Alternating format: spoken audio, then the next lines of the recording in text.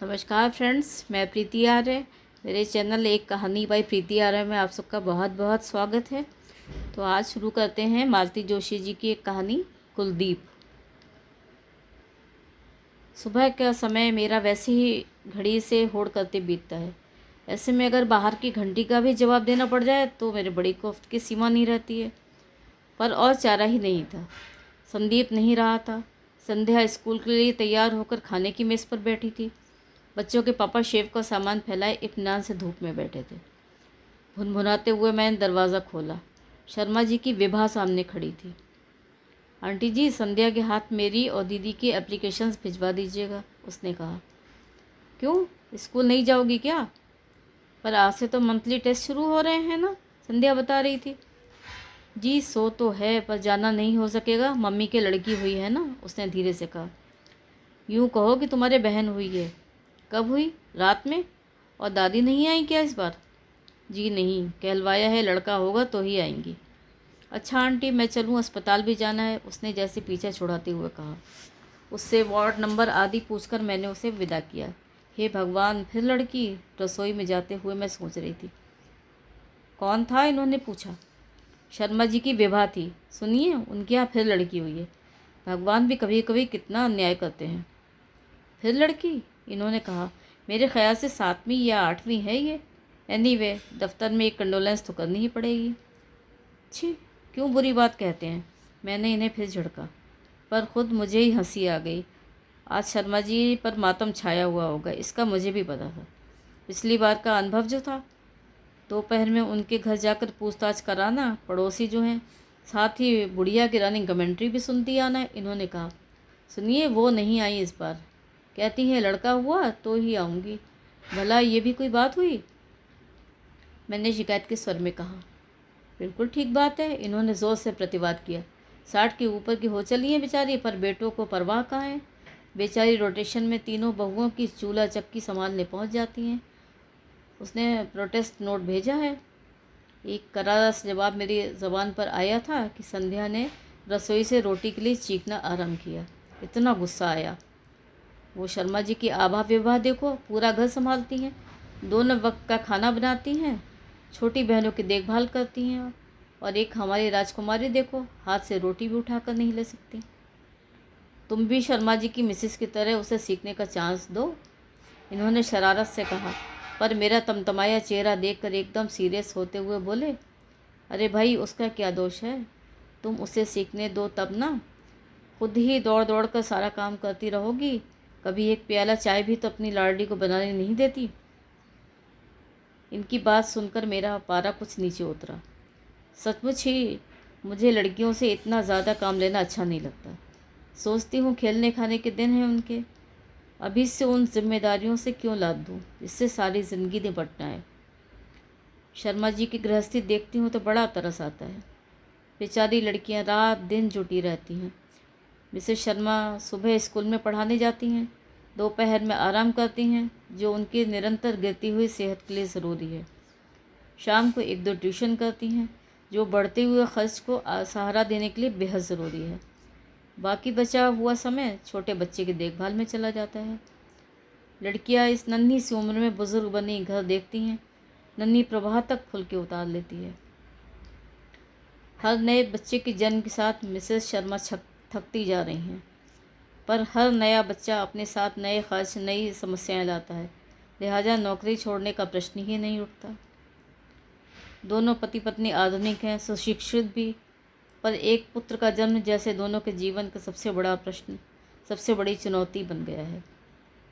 कितने ही साधु संतों के पैर पूजे गए हैं, बीसियों जगह कुंडलियाँ दिखाई गई हैं, व्रत उपवासों की तो कोई सीमा ही नहीं, पर यह पुत्र रूपी नक्षत्र उनके भाग्याकाश में उदय होने का नाम ही नहीं ले रहा था, मानो उनके धैर्य की परीक्षा ले रहा था। शाम को उन्हें देखने अस्पताल जा रही थी तो यही सब मन में उठ रहा था। अनायास ही अपनी एक बुआ जी याद हो आईं। पूरी 7 कन्याओं के बाद घर में 2 पुत्रों को जन्म हुआ था। इन बेटों के लिए कितनी मन्नतें मानी गई थी, कितने नियम व्रत किए गए थे, पर उनका तो कोई हिसाब ही नहीं था। वे बच्चे मानो माता पिता और बहनों में पल रहे थे, उनको ज़रा सी धूल तक कोई नहीं लगने देता। इतने लाड़ प्यार में पले थे बच्चे। जब बड़े हुए तब ढंग से पढ़ाने लिखाने का साधन घर में नहीं था। बचपन में 5 साल तक मांग कपड़ा पहनाने की बुआ जी ने ले रखी थी। वही मानो इनकी नियति बन गया, क्योंकि घर का सब कुछ एक एक कर लड़कियों की शादियों में सुहा होता चला गया।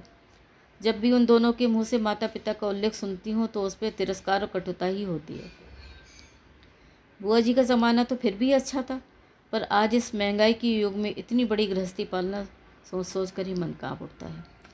अस्पताल पहुंची तो देखा वार्ड खचाखच भरा हुआ है। मिसेस शर्मा के स्टाफ की महिलाएं हैं, पड़ोस की भी करीब करीब सारी ही हैं। मिसेस शर्मा रो रही हैं, जनता उन्हें धीरज बंधा रही है, आगे के लिए आशा दिलाई जा रही है। नए ज्योतिषियों के पते दिए जा रहे हैं, कारगर तावीज़ों का सुझाव दिया जा रहा है, कुछ तीर्थ स्थानों की सिफारिश भी की जा रही है। नवजात बालिका उपेक्षित सी झूले में पड़ी है। बड़ी लड़कियां सूखा मुँह लिए इधर उधर खड़ी हैं, उन्हें जी भरकर कोसा जा रहा है। खासकर बड़ी तो अपने साथ पूरी सेना ही लेकर आई है।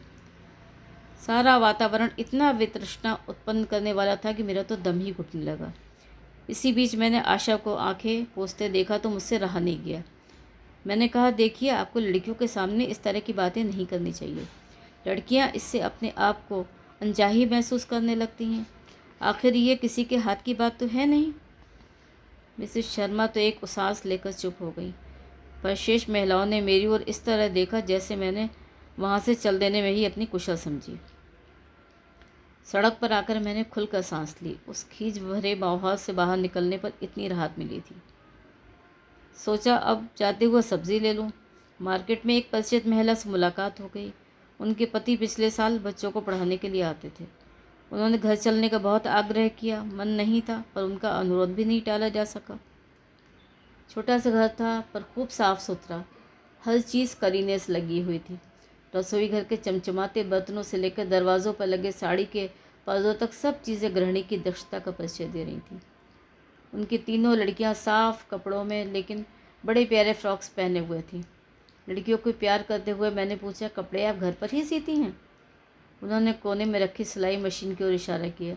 अनसिले कपड़ों का ढेर था उस पर।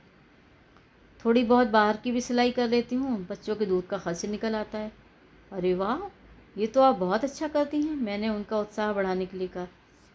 क्या करे बहन जी, एक आदमी की कमाई से पूरा नहीं पड़ता। बाहर जाकर कुछ करूं, इतनी मेरी पढ़ाई नहीं है, फिर समय ही कहाँ है।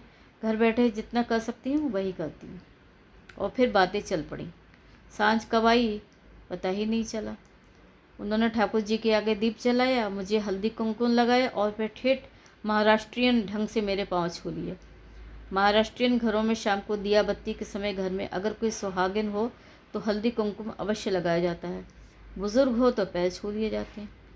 कहिए क्या आशीर्वाद दूँ, मैंने अपना संकोच छिपाते हुए कहा। अगली राखी तक लड़कियों के लिए एक भाई आ जाएगा, ठीक है ना? नहीं बहन जी, आप तो ये आशीर्वाद दें कि जो हैं वही राज़ी खुशी बनी रहें, उन्होंने कहा। सो तो है ही, पर बहनों के लिए एक भाई तो होना ही चाहिए।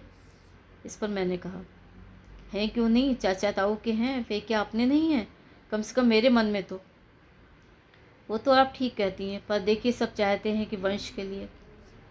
हाय बहन जी, कौन सा ऐसा पेशवाओं का वंश है जिसका चलना ज़रूरी है? उन्होंने ये इस ढंग से कहा कि हम दोनों ही हंस पड़े। फिर वे गंभीर होकर बोली, असली बात तो नाम होता है, और नाम क्या लड़कियों से नहीं होता? मैं तो अपनी लड़कियों को लड़कों की तरह पढ़ाऊँगी। बड़ी को डॉक्टर, छोटी को वकील बनाऊँगी। मझली की आवाज़ बड़ी सुरीली है, उसे मैं संगीत सिखाऊँगी। मैं अपनी सारी अधूरी इच्छाएं पूरी करूँगी। अपने सपने इन लड़कियों में देखूँगी। हमारा इतना बड़ा परिवार था कि सारी इच्छाएं मन में ही रह गईं। किसी ने कभी जानने की कोशिश भी नहीं की। नहीं बहन जी, हम गरीब आदमी हैं, ज़्यादा बड़ा परिवार पालने की सामर्थ्य हम में नहीं। लड़के की आशा में भूखे नंगे बच्चों से घर भरने में कहाँ की अक्लमंदी है।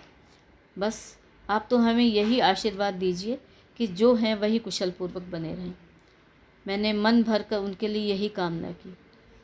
लौटते हुए सोचा कभी इस अनपढ़ सीधी सादी महिला को मिसेस शर्मा से मिलवाऊंगी, पर फिर सोचा क्या लाभ होगा।